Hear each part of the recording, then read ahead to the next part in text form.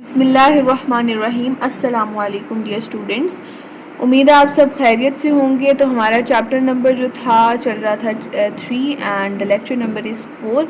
आज के लेक्चर में हम न्यूटन्स लॉ ऑफ मोशन पढ़ेंगे। आज के लेक्चर में सिर्फ हम जो है first law of motion discuss करेंगे और डिटेल में आपको इसके क्वेश्चन आंसर भी करवाऊंगी। इनर्शिया के हवाले से जो क्वेश्चन आंसर हैं वो भी बताऊंगी और आपने पेपर में कैसे न्यूटन्स फर्स्ट लॉ ऑफ को लिखना है वो भी आपके साथ शेयर करूंगी। तो वीडियो को स्टार्ट करते हैं। In 1686, English scientist Sir Isaac Newton (1642 to 1727) presented his three laws of motion in a book, Philosophy Naturalis Principia Mathematica, English Principles of Natural Mathematics। अब हमारे पास जो न्यूटन्स के 3 बेसिक लॉज हैं, न्यूटन एक scientist है बेटा, इंग्लिश साइंटिस्ट है। इसने 3 लॉज ऑफ मोशन जो थे दिए थे, जो कि इसने प्रिंसिपल ऑफ नेचुरल मैथमेटिक्स की बुक में जो है इसने पब्लिश किए। ठीक है, तो अब ये जो 3 लॉज हैं बेसिकली वो किसने दिए हैं? न्यूटन्स ने दिए हैं। इसमें आपको बस इतना पता होना चाहिए, डेट्स वगैरह आप फेडरल के बच्चों को याद करने की बिल्कुल ज़रूरत नहीं है, ना ही बुक का नेम। आपको बस इतना पता होना चाहिए कि फोर्स किसने डिस्कवर की? सर आइजैक न्यूटन ने। This book is considered as the greatest scientific work ever written. Newton's first law of motion. तो Newton's first law of motion की अगर हम बात करें तो Newton's first law of motion क्या कहता है? सबसे पहले इसकी स्टेटमेंट को देखते हैं। स्टेटमेंट यहाँ पे आपको मिली है, if the net external force acting on an object is zero, the object will maintain its state of rest और यूनिफॉर्म मोशन कांस्टेंट वेलोसिटी। ठीक है, अब स्टेटमेंट पढ़ के आपको बज़ाहिर कुछ समझ नहीं आ रहा होगा, तो इसको एक्सप्लेन करते हैं। फर्स्ट ऑफ ऑल इसके अंदर जो कुछ मेन टर्म्स हैं उनको डिस्कस करते हैं। नेट एक्सटर्नल फोर्स क्या होती है? Net external force, net force हमने पिछले लेक्चर में डिस्कस किया कि बॉडी के ऊपर जितनी भी फोर्सेस एक्ट कर रही होती हैं उनका अलजेब्रिक सम क्या कहलाता है? Net external force. इसके अलावा स्टेट ऑफ रेस्ट कहते हैं कि बॉडी मूव ना कर रही हो, बिल्कुल स्टैटिक हो, बॉडी रुकी हुई हो। यूनिफॉर्म मोशन कहते हैं बच्चों ऐसे मोशन को जिसके अंदर वेलोसिटी जो है टाइम के साथ उसके अंदर वेलोसिटी के अंदर जो चेंज आ रहा है वो इक्वल चेंज आ रहा है। इस कांस्टेंट वेलोसिटी को मैं मज़ीद भी एक्सप्लेन करूँगी। कांस्टेंट वेलोसिटी का मतलब है कि वेलोसिटी के अंदर चेंज जो है वो ज़ीरो आ रहा है। लाइक वक्त के साथ साथ जो है वेलोसिटी ना बढ़ रही है ना कम हो रही है। ठीक है, तो वेलोसिटी जो है अगर फॉर एग्जांपल 5 मीटर पर सेकंड है तो 2 सेकंड के बाद भी 5 मीटर पर सेकंड ही है, 3 सेकंड के बाद भी वेलोसिटी 5 मीटर पर सेकंड ही है। तो वेलोसिटी मतलब कि कांस्टेंट जा रही है, तो ऐसे मोशन को हम कहते हैं यूनिफॉर्म मोशन। अब बात करते हैं इस पूरी स्टेटमेंट की। तो स्टेटमेंट हमें क्या कहती है, यानी न्यूटन का फर्स्ट लॉ हमें क्या कहता है कि एक बॉडी या ऑब्जेक्ट जिसके ऊपर एक्सटर्नल फोर्स जो होती है वो ज़ीरो है। ठीक है, नेट एक्सटर्नल फोर्स उसके ऊपर क्या है? ज़ीरो है। लाइक कि उसके ऊपर नेट इफेक्टिव फोर्स जो है वो ज़ीरो लग रही है। वो ऑब्जेक्ट जो है वो क्या करेगा? अगर तो वो रेस्ट में था तो वो रेस्ट में ही रहेगा, अगर वो यूनिफॉर्म मोशन से मूव कर रहा था तो वो यूनिफॉर्म मोशन से ही मूव करता रहेगा। ठीक है, अब हम इसकी जो है एक्सप्लेनेशन भी मज़ीद करते हैं। It means that in absence of external net force, net force की एब्सेंस में यानी जब नेट फोर्स नहीं होगी, एन ऑब्जेक्ट एट रेस्ट, जो ऑब्जेक्ट रेस्ट पे था वो रेस्ट पर ही रहेगा। While an object in motion will continue to move with constant velocity, no change in velocity और एक्सेलरेशन। जबकि ऐसा ऑब्जेक्ट जो कि मोशन में था, मूव कर रहा था, तो वो मूव ही करता रहेगा कांस्टेंट वेलोसिटी के साथ, जो उसकी वेलोसिटी थी उसी के साथ वो मूव करता रहेगा, यानी कि उसकी वेलोसिटी या एक्सेलरेशन के अंदर कोई चेंज नहीं आएगा। वेलोसिटी और एक्सेलरेशन का आपको बच्चों मज़ीद आगे न्यूटन सेकंड लॉ में भी आपको इसकी एक्सप्लेनेशन मिल जाएगी। अब मैथमेटिकली ये जो स्टेटमेंट दी न्यूटन के फर्स्ट लॉ ने, इसको हम कैसे एक्सप्लेन कर सकते हैं कि नेट फोर्स जो है बॉडी पर वो कितनी हो? ज़ीरो हो, और चेंज इन वेलोसिटी क्या हो? ज़ीरो हो, वेलोसिटी के अंदर कोई चेंज ना आ रहा हो, तो फिर एक्सेलरेशन भी ज़ीरो हो। तो ये सारी कंडीशंस हैं for the first law of motion of the Newton. इसके बाद हमारे पास आ जाता है this means that object in motion would continue to move in a straight line forever. एक ऑब्जेक्ट जो मूव कर रहा है स्ट्रेट लाइन में वो हमेशा मूव ही करता रहेगा अनटिल एंड अनलेस उसके ऊपर कोई बाहर से कोई फोर्स हम नहीं लगाते हैं।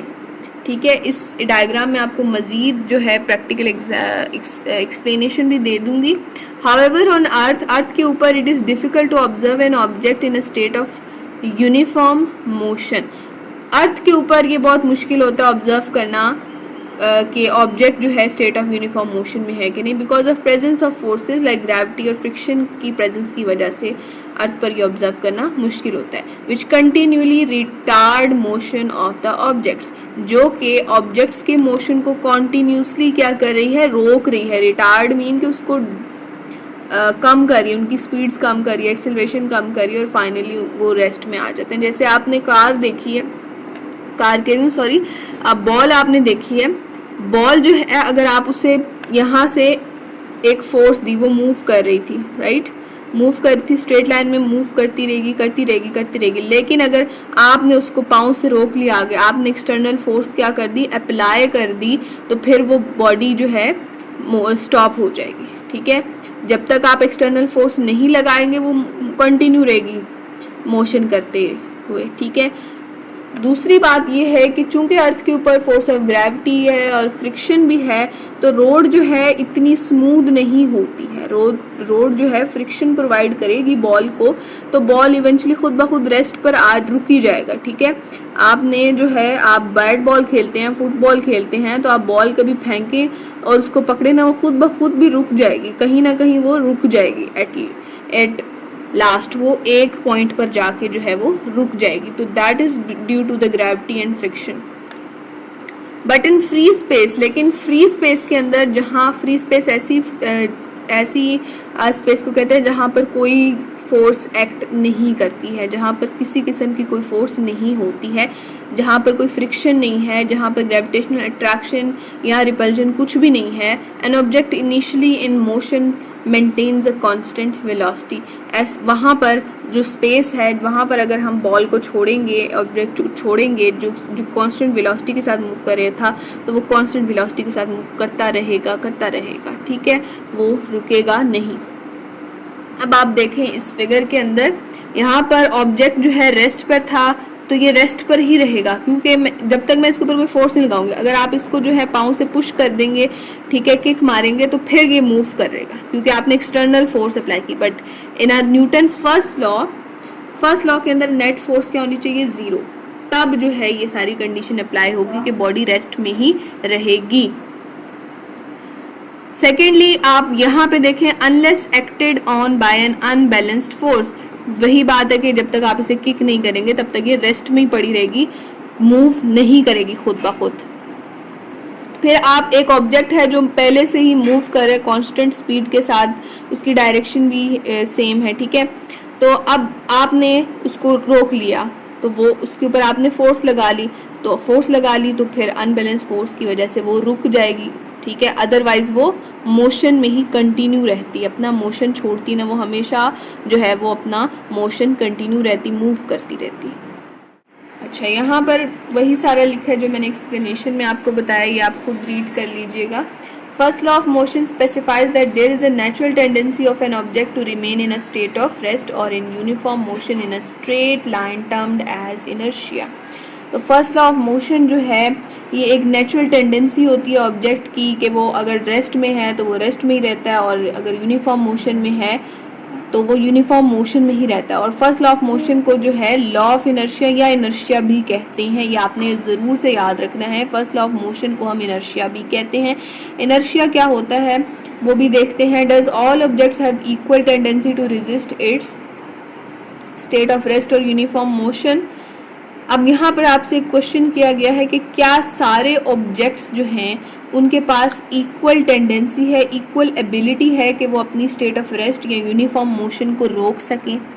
ठीक है, तो इसका आंसर है नहीं। ऑब्जेक्ट जिसका ज़्यादा मास होगा वो क्या करेगा, वो ग्रेटर रेजिस्टेंस शो करेगा। ठीक है, यानी कि वो ज़्यादा अपनी स्टेट में रेजिस्टेंस शो करेगा। अगर बॉडी जो है मैसिव है यानी उसका मास ज़्यादा है, तो वो क्या करेगा, अगर हम उसके ऊपर एक्सटर्नल फोर्स लगा रहे हैं तो वो ज़्यादा कोशिश करेगा कि उसकी स्टेट ऑफ जो भी है रेस्ट और मोशन, यूनिफॉर्म मोशन, वो चेंज ना हो। इसको मज़ीद भी देखते हैं हम। The measure of the amount of matter in a body को हम मास कहते हैं। We are not talking about the weight, mass की बात कर रहे हैं हम।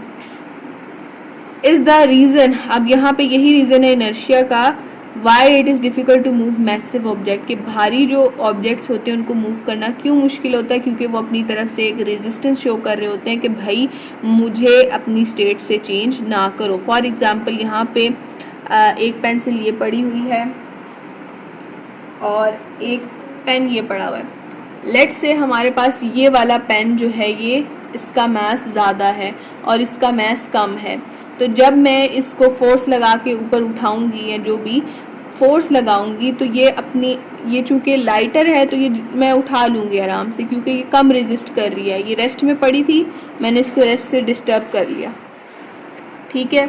अब ये मैसिव ऑब्जेक्ट है, मैं इसको उठाऊंगी तो बहुत ज़्यादा मुझे फोर्स लगानी पड़े। क्यों लगानी पड़ी, क्योंकि अपने आप को रेजिस्ट करिए कि मुझे रेस्ट से हटाओ नहीं। ये रेस्ट पर है तो रेस्ट की अपनी स्टेट को ये कंटिन्यू करना चाहेगी। हर बॉडी चाहती है कि वो स्टेबल रहे, तो ये रेस्ट में है, ये चाहेगी कि ये रेस्ट में ही रहे। लेकिन मैं इसके ऊपर जब एक्सटर्नल फोर्स बहुत ज़्यादा लगा के इसको उठा लूँगी तो फाइनली जो है इसकी पोजीशन चेंज हो जाती है।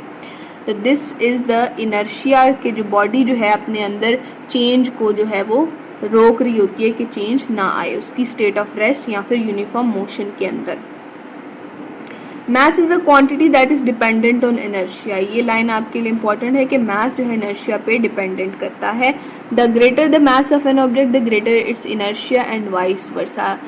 ऑब्जेक्ट का मास ज़्यादा होगा तो उसका इनर्शिया भी ज़्यादा होगा, मास कम होगा तो इनर्शिया भी कम होगा। लाइक अगर मास कम है तो हमारे लिए किसी बॉडी की पोजीशन में चेंज लाना, उसके स्टेट ऑफ रेस्ट से उसको मोशन में लाना इजी है। अगर मास ज़्यादा है तो उसकी स्टेट ऑफ रेस्ट से उसको मोशन में लाना, उसकी स्टेट ऑफ मोशन को चेंज करना हमारे लिए उतना ही ज़्यादा। आपको पॉइंट टू पॉन्डर जो यहाँ पे क्वेश्चन दिया है ये इसी इनर्शिया से ही रिलेटेड है। क्वेश्चन क्या है कि हमारे लिए एक लार्ज मैन जो जिसका मास ज़्यादा होगा, ठीक है, मास उसका क्या होगा, ज़्यादा होगा, तो उसको स्विंग झूले के ऊपर उसको पुश करना एक स्मॉल चाइल्ड जिसका मास कम है डिफ़िकल्ट क्यों है।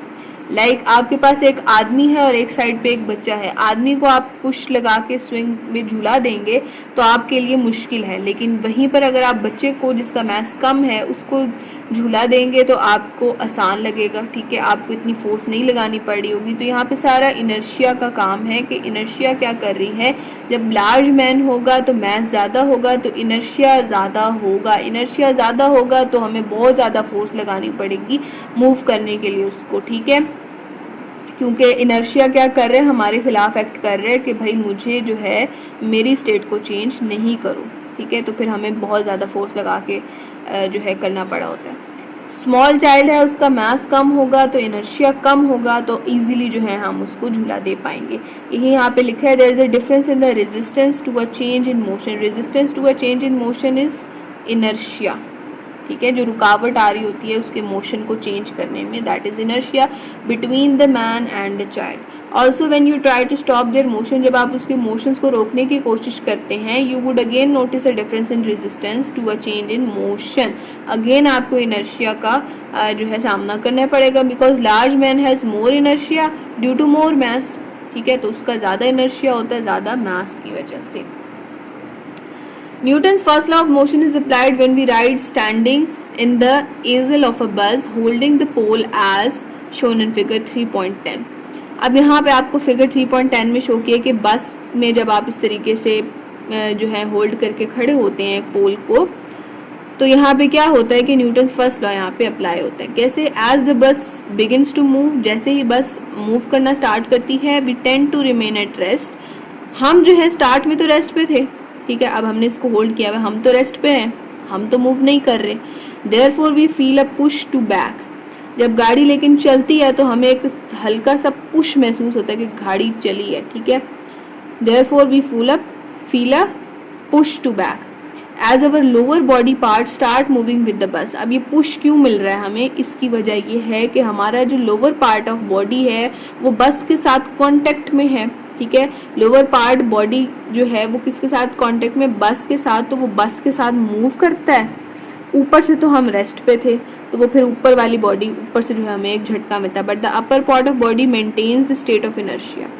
ऊपर वाली बॉडी तो रेस्ट पे थी, वो चाहेगी कि रेस्ट पे ही रहे, लेकिन चूंकि नीचे वाला पार्ट बॉडी का बस के साथ मूव करता है, ठीक है, तो जिसकी वजह से ऊपर वाला पार्ट भी फिर जो है एक जर्क सा महसूस होता है, push. The same principle is again at work when the bus start to slow down और स्टॉप। और यही सेम प्रिंसिपल जब बस रुकती है या स्लो हो रही होती है तब भी हमें महसूस होता है। We feel to move forward, हमें ऐसा लगता है कि हम आगे जो हैं वो मूव हुए हैं ड्यू टू इनर्शिया। इनर्शिया की वजह से आप कभी गाड़ी में बैठे हो तो गाड़ी में आपको जब भी ब्रेक लगती है तो आप आगे की तरफ को मूव करते हैं, राइट। आप आगे की तरफ को क्यों मूव कर रहे हैं, this is due to the inertia. तो जब कार जो है वो रुकती है तो क्या होता है, इसको हम डिस्कस करते हैं। आप जो है गाड़ी में, लेट्स से फॉर एग्जांपल आप गाड़ी में जो है, ये सीट है आपकी, आप यहाँ पर बैठे हुए हैं गाड़ी में, ठीक है। तो गाड़ी जो है वो मूव कर रही है इस डायरेक्शन में।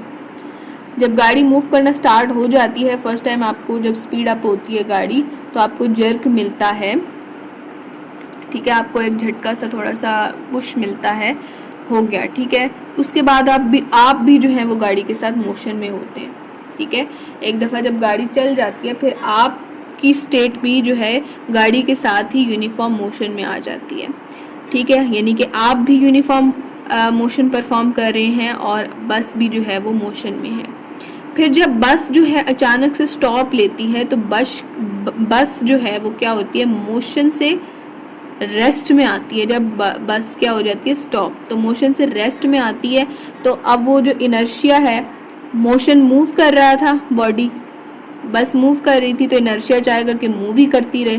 तो जब रेस्ट में आ जाती है, ठीक है, तो फिर हम तो मूव कर रहे होते हैं, हमारे पाँव जो है बस के कांटेक्ट में होते हैं, तो हम बस के साथ ही जो है वो मोशन परफॉर्म कर रहे होते हैं। लेकिन जैसे ही बस जो है रेस्ट में आ जाती है तो हम तो आगे आगे मूव कर रहे थे, इस वजह से हम आगे जो है वो थोड़ा सा हमें मूव फॉरवर्ड करते हैं। हम जब गाड़ी को ब्रेक लगती है तो हमारा मोशन आगे को ही कंटिन्यू था, इस वजह से हमें आगे को जो है वो झटका मिलता है। तो एक छोटी सी एक्टिविटी है जिससे आपको थोड़ा सा इनर्शिया के बारे में जो है क्लियरेंस होगी।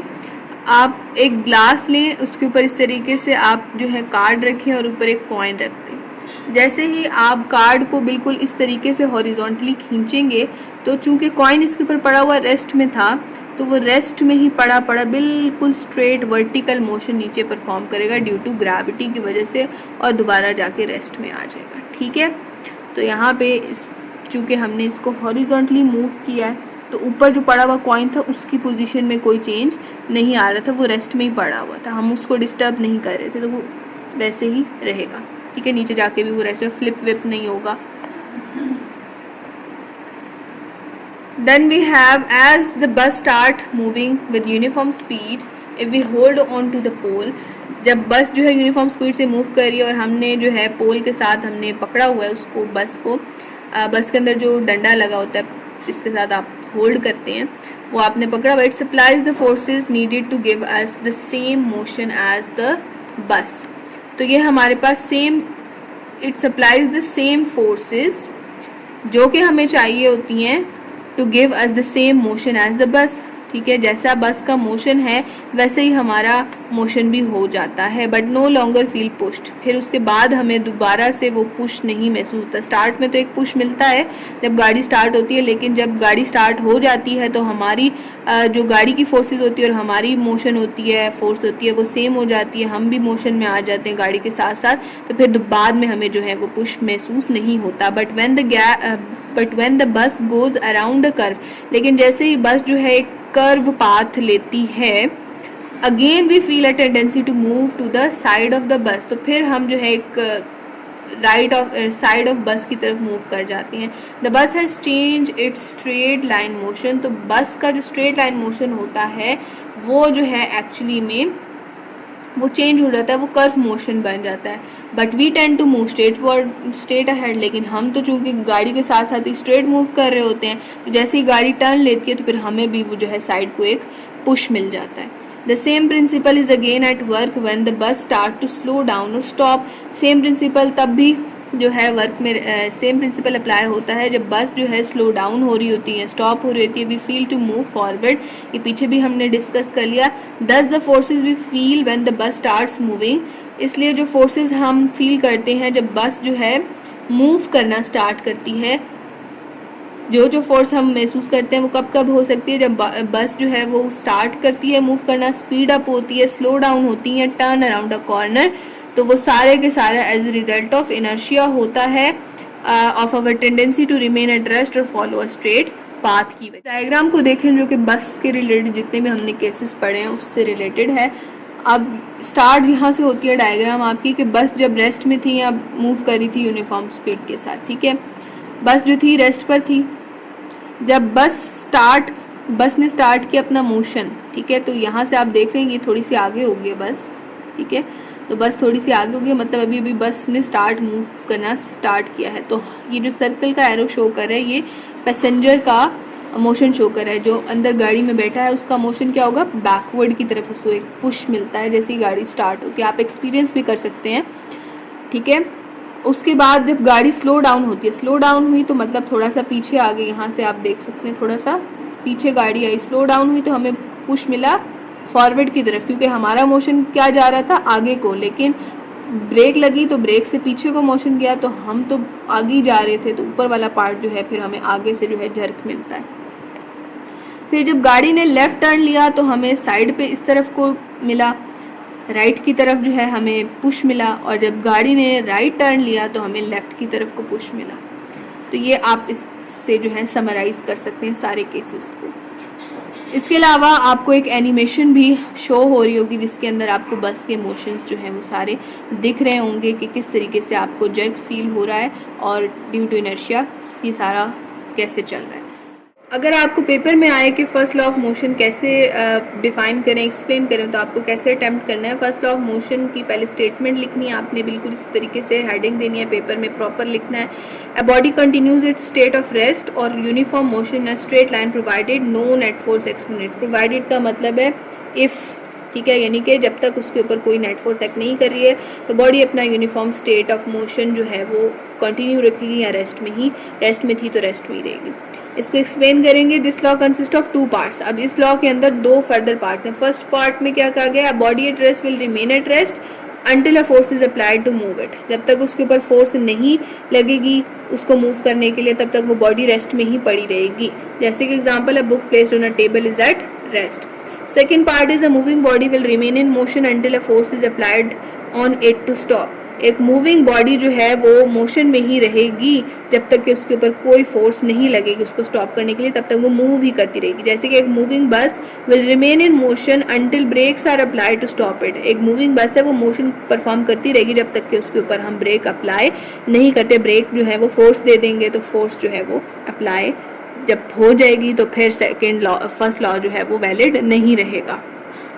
इस तरीके से आपने पेपर में इसको अटैम्प्ट करना है। अब कुछ क्वेश्चंस हैं हमारे पास जो कि फर्स्ट लॉ से या इनर्शिया से रिलेटेड, उनको डिस्कस करते हैं। Moving ball stops after covering some distance. एक मूविंग बॉल जो है, ठीक है, आपके पास एक बॉल है, मूव करते करते कुछ टाइम बाद वो खुद ब खुद रेस्ट में आ गई है, जबकि फर्स्ट लॉ तो कहता है कि अगर वो मूव कर रही थी तो वो मूव ही करती रहेगी। ऐसा क्योंकि वो रेस्ट में क्यों आ गई खुद ब खुद। When a ball is hit, जब हम बॉल को हिट कर देते हैं, it will start moving on the ground, तो वो ग्राउंड के ऊपर मूव करती है। It stops after some time, और फिर कुछ देर बाद रुक जाती है because। इसकी 3 रीजंस दिए। आपका शॉर्ट क्वेश्चन भी 3 मार्क्स का होता है। तो बेसिकली बच्चों आपने क्वेश्चन को अटेम्प्ट किस तरीके से करना है। अब बहुत सारे बच्चे होंगे जो यहाँ से आंसर स्टार्ट कर लेंगे, बच्चों ये बात जो है आपको सारों को बताती चलूँ कि अब आप 9th स्टैंडर्ड में हैं, आपने यहाँ से बिल्कुल बिकॉज से आंसर स्टार्ट नहीं करने, आपने प्रॉपर आपको एक सिनेरियो दिया गया है ना कि एक मूविंग बॉल थी, स्टॉप होगी, तो आपने प्रॉपर सिनेरियो से स्टार्ट लेना है कि एक बॉल थी, उसको हमने हिट किया, ये हुआ, फिर उसकी रीजंस पे आना है, ठीक है, प्रॉपर आंसर देना है। अर्थ attracts it with a force, तो रीजंस क्या है कि अर्थ जो है उसे अपनी तरफ एक फोर्स के साथ अट्रैक्ट कर रहा है, ठीक है। Air is applying pressure on it, एक तो अर्थ इसके ऊपर फोर्स लगा रहा है कि वो नीचे को आए, अर्थ की फोर्स सॉरी डाउनवर्ड होती है, ठीक है, तो अर्थ उसे अपनी तरफ खींच रहा है। दूसरा क्या है, air is applying pressure on it, air जो है उसके ऊपर अप्लाई कर रही है pressure. Air is also force of friction या फोर्स ऑफ फ्रिक्शन आप कह लें, एयर का प्रेशर तो हर तरफ से लग सकता है, ठीक है। If these forces are removed, अगर इन फोर्सेस को रिमूव कर दिया जाए, the ball will move forever, तो बॉल जो है हमेशा मूव करती रहेगी जब तक जो है उसके ऊपर कोई एक्सटर्नल फोर्स हम नहीं अप्लाई करेंगे, तब तक वो मूव करती रहेगी, रुकेगी नहीं। So it is not against the first law of motion, तो इसकी वजह से जो है हम कहते हैं कि इट इज़ अगेंस्ट, यहाँ पे नॉट नहीं आना चाहिए, it is against the first law of motion होता है। सॉरी यहाँ पे नॉट आएगा बिकॉज हमने लिखा if these forces are removed, जब रिमूव कर लेंगे तो फिर जो है ये फर्स्ट लॉ को ओबे करेगी। अगर हम रिमूव नहीं करते, ये फोर्सेस एक्ट कर रही हैं, तो इवेंचुअली ये बॉल जो थी मोशन, स्टार्ट में मोशन में थी, तो इवेंचुअली आखिरकार इसने जो है वो स्टेट ऑफ रेस्ट में आ जाना, क्योंकि इसके ऊपर कोई ना कोई फोर्स एक्ट कर रही होती है, ठीक है। Next we have, why does passenger fall in the outward direction when a bus takes a sharp turn? Outward कह लें या साइडवर्ड कह लें, एक ही बात है। अब क्वेश्चन की स्टेटमेंट से आपने घबराना बिल्कुल भी नहीं है। इस क्वेश्चन में इस तरीके से वर्ड कुछ ज़्यादा एक दो जो है इस तरीके से आपको अल्टरनेट यूज़ कर सकता है। तो पैसेंजर बस जो है जब एक शार्प टर्न लेती है तो उसमें पैसेंजर जो है साइडवर्ड या आउटवर्ड डायरेक्शन में क्यों मूव करते हैं? When a bus takes a sharp turn, again मैंने आंसर जो है बिकॉज से स्टार्ट नहीं किया, मैंने वहीं से सिनेरियो से स्टार्ट किया। जब बस जो है टेक करती है एक sharp turn, passengers fall in the outward direction, it is due to inertia. ये किसकी वजह से है? इनर्शिया की वजह से होता है। That they want to continue their motion in a straight line, क्या होता है कि इनर्शिया की वजह से जो पैसेंजर्स होते हैं वो चाह रहे होते हैं कि अपना मोशन जो है कंटिन्यू रखें स्ट्रेट लाइन में, ठीक है, और डज फॉल आउटवर्ड, जिसकी वजह से वो जो है आउटवर्ड फॉल करते हैं, क्योंकि वो तो सीधा मूव करना चाह रहे होते हैं, लेकिन बस ने एक शार्प टर्न ले लिया यहाँ से, उनका मोशन जो है वो सीधा ऐसे मूव करना चाह रहे होते हैं, तो बस ने जब इधर को मूव कर लिया तो वो फिर इस तरीके से इधर को जो है वो उनको एक पुश मिलता है। Next we have is when a driver applies brake suddenly, जब ड्राइवर ब्रेक अप्लाई करेगा द पैसेंजर फॉल फॉरवर्ड, तो पैसेंजर जो है वो आगे की तरफ को जो है वो पुश मिलता है उनको। क्यों? The passenger standing in a bus fall forward when its driver applies brake suddenly, it is because the upper parts of their bodies tend to continue there.